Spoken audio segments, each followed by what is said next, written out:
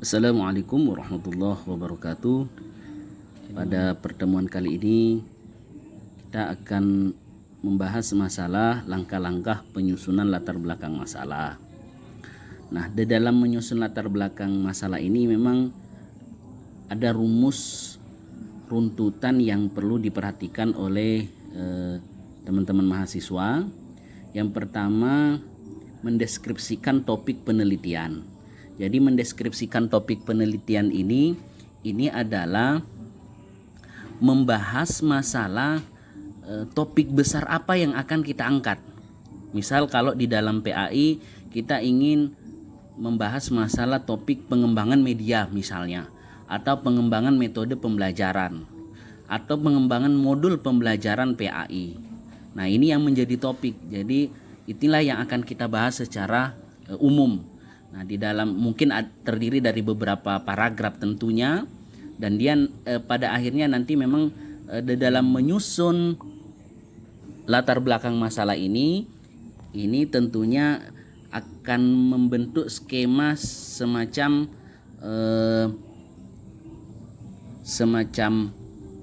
piramida terbalik gitu. Nah, jadi kita akan membahas beberapa paragraf terkait dengan topik penelitian apa yang akan kita angkat. Yang kedua, temukan fenomenanya.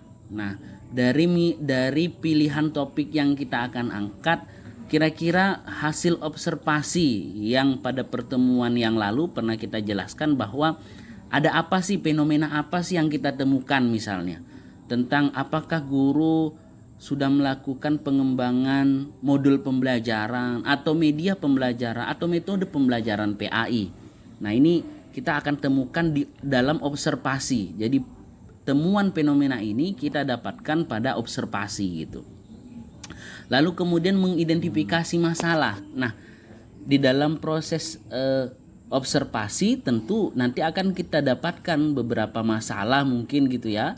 Jadi kita mengidentifikasi masalah, dan itu kita narasikan. Berarti sudah ada 3 narasi ini.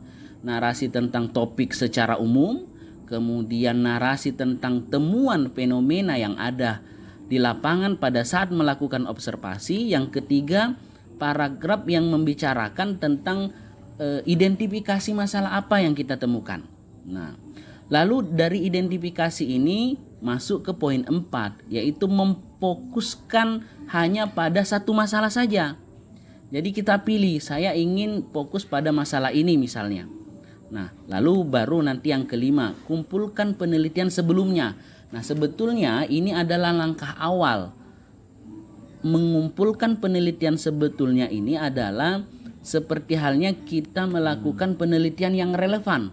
Tetapi bedanya adalah kalau penelitian yang relevan ini ingin memposisikan penelitian kita ini posisinya sebagai sesuatu pembaharu atau sebagai sesuatu yang menegaskan penelitian-penelitian sebelumnya.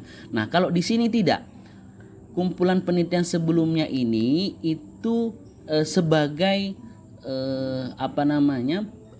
perbandingan awal, langkah perbandingan awal penelitian kita ini, itu kita memberikan landasan tentang penelitian yang sebelumnya.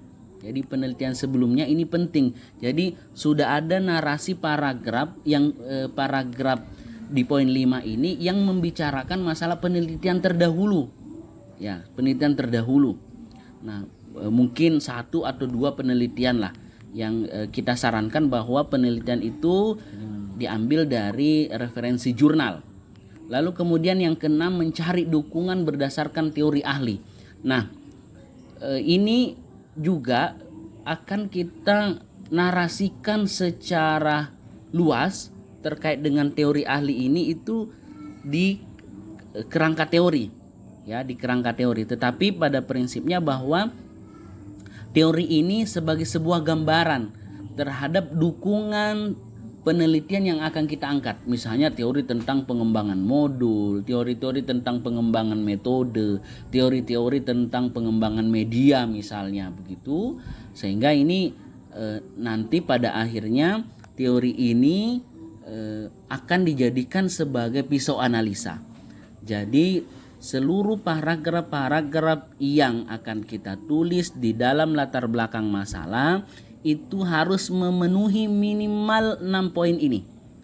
Mendeskripsikan topik penelitian secara umum, kemudian hasil observasi kita menemukan fenomena, kemudian mengidentifikasi masalah dari observasi yang kita lakukan itu, lalu fokus pada satu masalah setelah melakukan identifikasi dan mengumpulkan penelitian sebelumnya sebagai perbandingan.